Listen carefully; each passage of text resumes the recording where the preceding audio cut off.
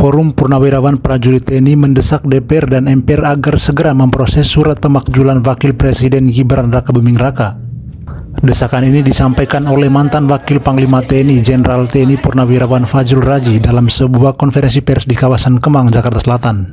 Sejumlah tokoh purnawirawan TNI hadir dalam konferensi pers ini, diantaranya ada Slamet Subianto, kemudian ada Anafiasnan hingga Sunarko.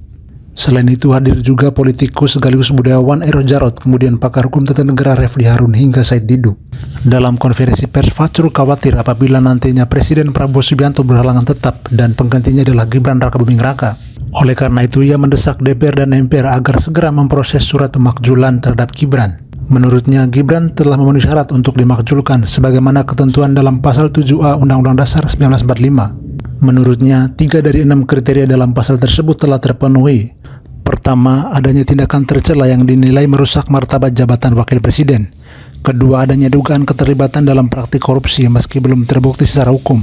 Ketiga, Gibran tidak lagi memenuhi syarat sebagai Wakil Presiden sebagaimana diamanatkan dalam Undang-Undang Dasar.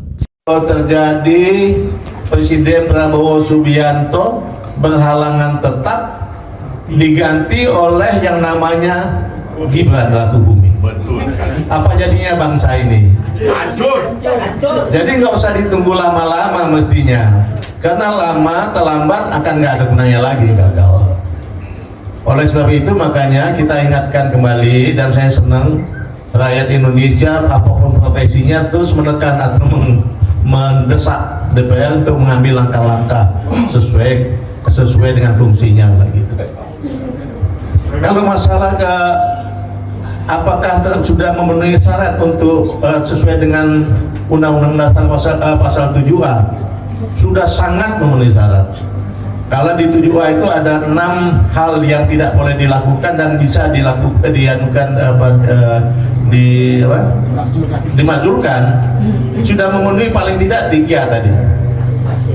Kalau 6 itu yang disebut secara nyata yaitu 1, dia sudah melakukan hal-hal yang sangat memalukan atau dalam bahasa hukumnya itu disebut hal-hal tercela. Kedua, dia melakukan korupsi meskipun belum terbukti dibuktikan. Tapi kalau kita lihat, kita dengar bahwa segala hal yang disampaikan rasanya nggak terbantahkan, itu sudah terbukti.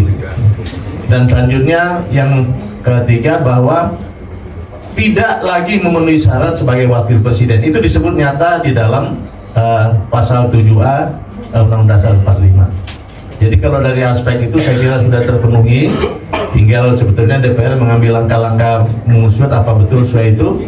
Dan kalau sudah, saya kira jangan tunggu lama-lama lah, kasihan bangsa ini, apa jadinya bangsa ini nanti jadi bahan ketawaan di orang negara lain. Kita ini dipimpin oleh tamatan SMP yang nggak jelas juga ilmunya, yang mengaku bahwa dia tidak pernah baca-baca, Pak, nggak ada budaya baca di tempat di rumah kami, kata beliau kan ya.